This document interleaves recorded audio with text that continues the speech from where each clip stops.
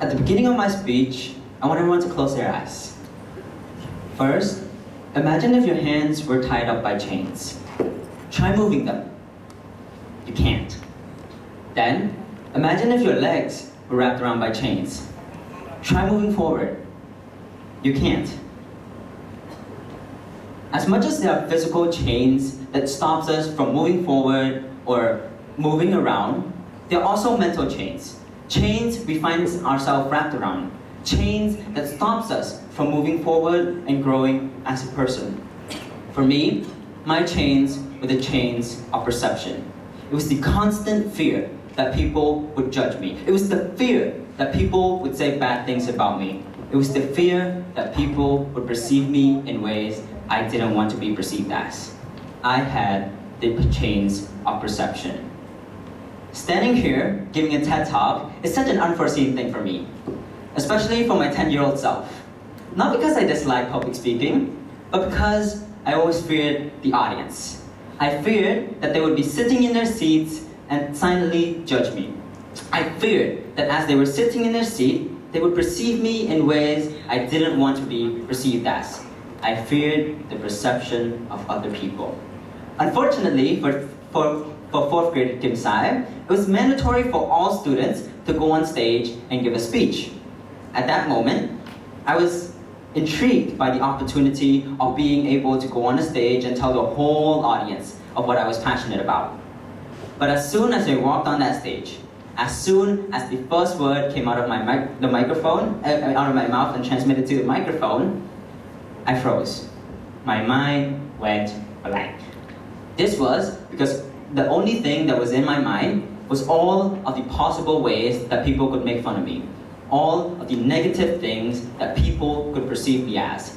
In my mind, all I could think about was the negative things that people could judge me for. So no, I wasn't able to indulge in every second as I was on that stage. No, I wasn't able to try my best because I was fixated. I was fixated on the perception of other people. I know that this isn't just my story to share. I know that this is a story of thousands and millions of other people. People who are trapped and imprisoned by the same chains as I was. So this speech is not only dedicated to 10-year-old Kimse, but also to those who are imprisoned by these chains. Being stuck by these chains, being trapped by these chains, there tend to be some drawbacks. When you're imprisoned by these chains, you notice that it will stop you from growing as a person. See, being trapped by these chains myself, I noticed that it impacted and it affected the way I talked, the way I did things, and the overall way I displayed myself. There were drawbacks that these chains put on me.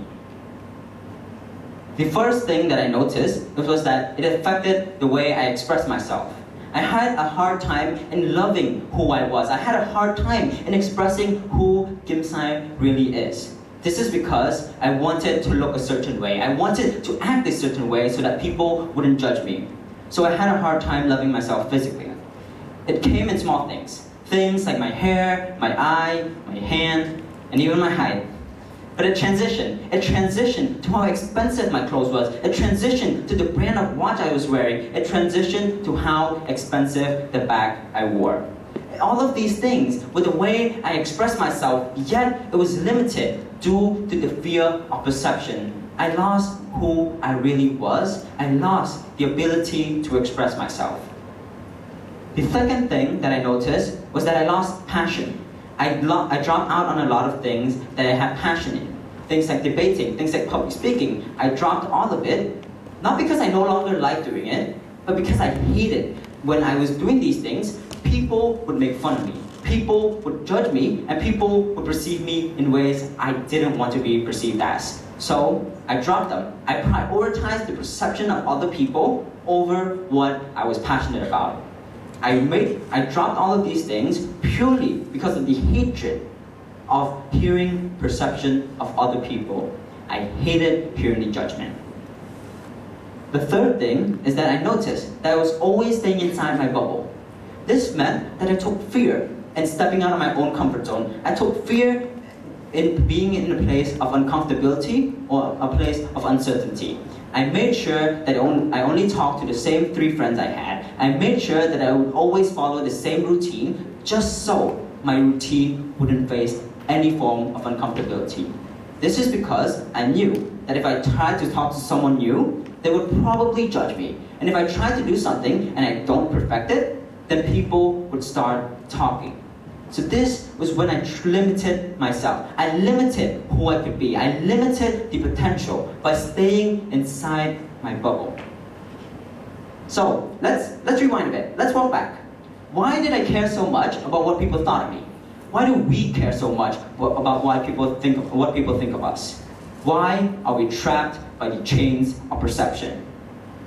Acknowledging why I was there in the first place embarked me on my journey of breaking free from these chains. I was able to be free. The first thing is that I noticed that it was because of the desire to fit in, the fear of being the odd fish.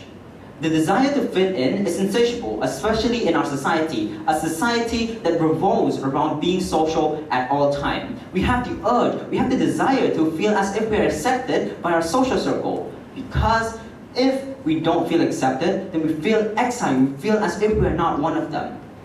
This is especially true because we have the urge to feel as accepted by our social circle, and if we lose that acceptance when we express ourselves, then we would rather not express ourselves, we'd rather not show who we really are because we don't want to feel exiled. This was when I started to notice that I lost myself.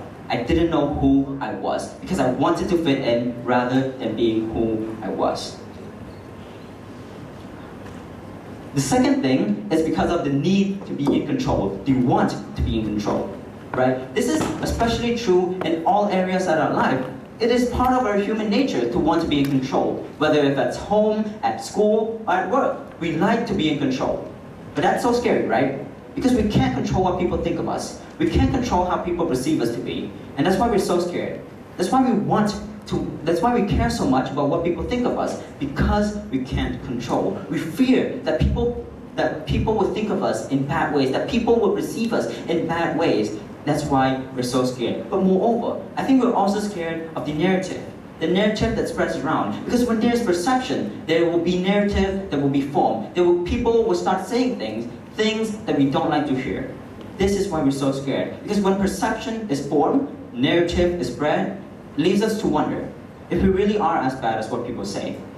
This is when we no longer know who we are, and we no longer want to be who we are. This is when we start to do things that is out of our character, when we start to do things that is not true to our principle and our values. This is when we pretend to be who we're not, just so that we are perceived differently. The last thing is because of my insecurity.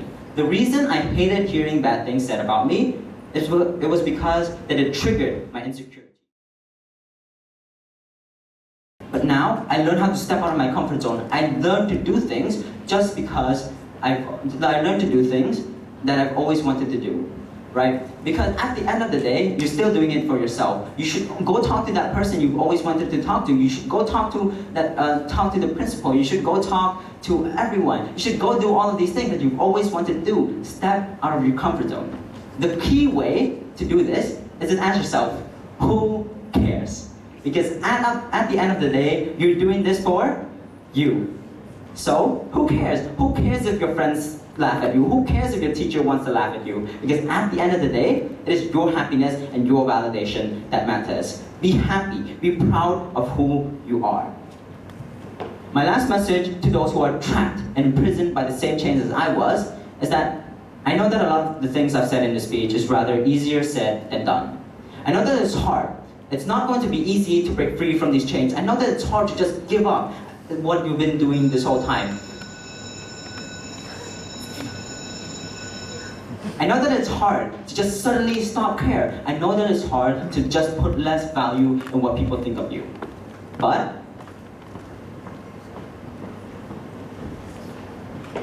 you can do this. We can do this. Because there's no better time than now. The longer you put this off, the more you're going to hurt yourself.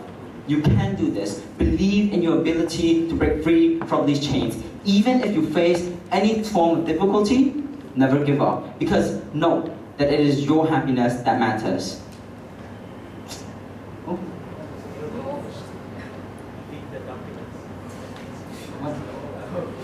This is Not mine. Why is it like that? Okay. So, the last message I want to tell everyone is let's break free. Let's break free from the chains of perception. Let's stop caring about what people think about us. Let's put less value in what people think of us. Let's show the world who we really are. Let's break free from the chains of perception. Thank you.